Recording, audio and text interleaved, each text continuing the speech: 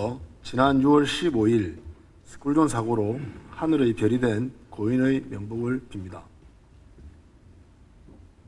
도시환경위원회 해운대구 반여 2동 3동 재송동 지역구의 김삼수 의원입니다. 시간이었습니다. 어느덧 확진세가 주춤해지고 아이들이 학교를 가기 시작했습니다. 그러나 여전히 위험은 존재하고 있는 안타까운 현실입니다. 아이들이 학교를 가야 세상이 돌아간다는 생각에 만감이 교차하고 있는 요즘입니다. 잠시 영상을 함께 보시겠습니다.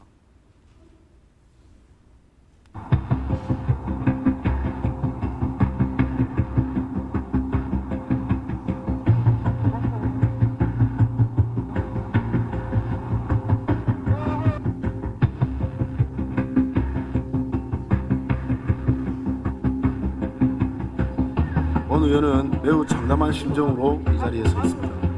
지난 6월 15일 그저 평범한 월요일 오후였습니다. 유치원을 마치고 평소처럼 마중 나온 엄마와 언니와 함께 집으로 향하던 아이가 불의의 교통사고로 하늘의 별이 되고야 말았습니다. 사고 현장에서 과정을 살펴보니 과연 막을 수 없었을까 하는 생각에 잠을 이룰 수가 없었습니다.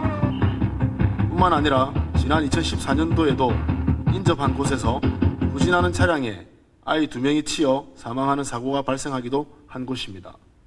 본 의원이 과거 수차례 요구에도 우선순위에 밀려있던 보도가 사고가 일어난 후에야 설치가 되었습니다. 그 아이들의 부모 입장에서는 그 길을 지날 때마다 얼마나 가슴이 아프겠습니까? 과연 자라나는 아이들의 안전보다 아이들의 목숨보다 소중한 것이 무엇일까요? 언제까지 우선순위 정하다가 사고 나면 조치해야 됩니까? 10달을 품고 있다가 9년을 키웠는데 아이 이름에 법 만들라고 지어준 이름이 아닌데 라고 하시며 울부짖던 한 어머니가 생각납니다. 그래서 만들어진 법안이 도로교통법 개정안과 특정범죄 가중처벌법 등에 관한 법률 개정안, 이른바 민식이법입니다. 이미 지난 3월 25일부터 시행되고 있습니다. 이에 대응하기 위해 부산시도 국시 구비 매칭으로 경찰과 협의하여 순차적으로 속도 단속 CCTV를 설치하고 있습니다. 물론 이 CCTV가 있었다고 하더라도 이번 사고는 막을 수는 없었습니다. 하지만 최소한의 안전장치만이라도 우선 설치해야 하는 게 아닐까 생각해 봅니다. 언제까지 우선순위를 따져야 하는지 다시 한번 묻고 싶습니다. 그리고 현재 설치되어 있는 안전펜스는 위와 같은 사고가 발생 시 동영상에서도 보셨다시피 버틸 수가 없습니다. 전체 구간이 어렵다면 스쿨존 주변만큼이라도 개방형 가드레일 정도의 충격 흡수가 가능한 제품으로 교체해 주실 것을 촉구합니다. 잠시 한번 영상 보시겠습니다.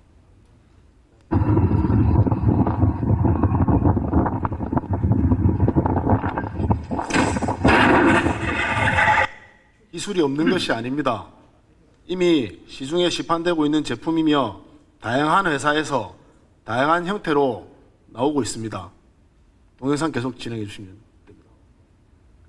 오신 미관보다 아이들의 목숨이 더 소중하다고 생각합니다. 현재 여전히 병원에서 수술과 치료를 병행 중이고 아버지는 언니의 보호를 위해 육아휴직 중입니다. 한 가정이 초토화되었습니다.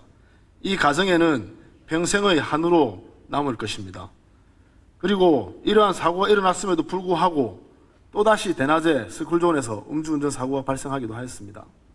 대부분 사고의 원인을 보면 운전미숙 또는 법규 위반입니다. 시민 여러분, 자라나는 우리 부산의 미래를 위해 보다 안전운전해 주실 것을 당부드리며 저부터 안전운전에 앞장설 것을 약속드립니다. 또한 아이들의 등굣길 최일선에서 안전을 위해 노력하시는 분들은 바로 지킴이 선생님들입니다. 지킴이 선생님들 중 전직 경찰서장, 전직 교장 출신 분들도 상당수 아이들의 안전을 위해 보람된 일을 한다는 마음으로 임하고 있습니다. 하지만 지킴이 선생님들의 처우는 정말 열악하기 그지없는 것 또한 현실입니다. 최저임금에도 못 미치는 급여를 지급하면서 보람을 찾으라는 것은 그야말로 아이들의 안전을 위해 노력하신 분들께 노력봉사를 강요하는 것은 아닌지 묻고 싶습니다.